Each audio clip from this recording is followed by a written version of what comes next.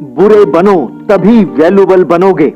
दोस्तों, अगर आपको ये लगता है कि हमने तो कभी किसी के साथ कुछ बुरा भी नहीं किया, कभी किसी को दुख नहीं पहुंचाया, फिर भी लोग हमारी अच्छाई नहीं देखते और हम में बुराई ही निकालते हैं, हम किसी के लिए अपना फायदा भूलकर उसके भले के लिए कोई काम कर देते हैं, तो भी लोग उस काम में हमारी मेहनत न देखकर कमियां ही निकालते हैं।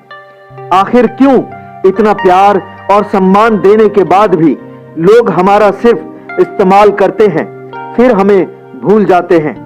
जैसे कि कुल्हड़ की चाय खत्म होने पर कुल्हड़ फेंक देते हैं, उसी तरह हमें भी लोग अपनी जिंदगी से निकाल देते हैं अपना काम निकालने के बाद। अगर आपके जीवन में भी यही चल रहा है और आपके मन में यह सवाल उठ रहा है कि मेरे साथ ही ऐसा क्यों हो रहा है, तो ये वीडियो आखिर तक ध्यान से देखें।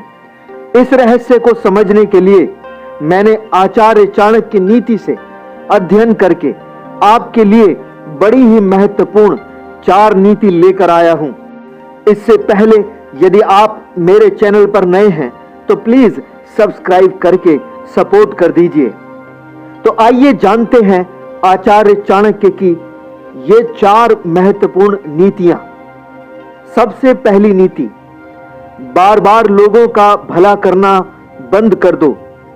आचार्य चाणक्य कहते हैं कि अगर किसी के लिए अच्छा काम करने के बाद भी आपको धोखा या बुराई ही मिलती है, तो इसका सीधा सा मतलब यह है कि आपने अच्छाई का सही मतलब अभी समझा ही नहीं है।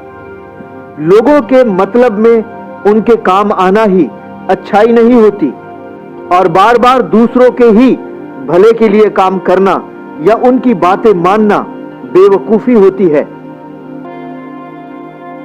अच्छाई का पहला सीधा सा मतलब है किसी का बुरा ना करना, किसी को ना सताना, किसी का दिल ना तोड़ना। पर इसका मतलब यह नहीं है कि उनके दिल के चक्कर में तुम अपनी सद्बुद्धि ही खो बैठो। आचार्य चाणक्य कहते हैं, जिस तरह सभी नदियों का मीठा पानी बहता हुआ समुद्र में जा गिरता है, फिर भी समुद्र खारा ही रहता है, मीठा नहीं बनता, ठीक उसी तरह दुष्ट व्यक्ति के साथ कितना भी अच्छा कर लो, वह दुष्ट ही रहेगा। दूसरी महत्वपूर्ण नीति, अपना बहुमूल्य समय दूसरों में व्यर्थ ना करो। आचार्य चाणक्य कहते हैं, आपका समय बहुत ही मूल्यवान है, इसे महत्व दें, यानी जहां बहुत ही अधिक महत्वपूर्ण हो, केवल और केवल वहीं पर उपस्थित हो, और अगर टाला जा सके तो टाल दे, पर किसी के भी पास न रहें, भले ही अकेले रहें। जितना कम से कम आप लोगों में उपस्थित होंगे, उतने ही आप महत्वपूर्ण बन जाएंगे लोगों के लिए। यदि आप हर समय उपस्थित हो जाएंगे तो लोग आपको फालतू ही समझेंगे, वे आपकी कदर नहीं करेंगे, भले ही आप अच्छी नीयत से उनका ही सहयोग करने के लिए उपस्थित क्यों न हुए हो और आपने उनकी सहायता भी की हो, पर वे आपकी सहायता भूलकर आपको बेकार और नाकारा ही समझेंगे। जब भी उन्हें कोई जरूरत हुई तो वे आपको ही पुकारेंगे और अपना काम निकलवा लेंगे, पर अब आपको उन्हें ना कहना शुरू करना होगा।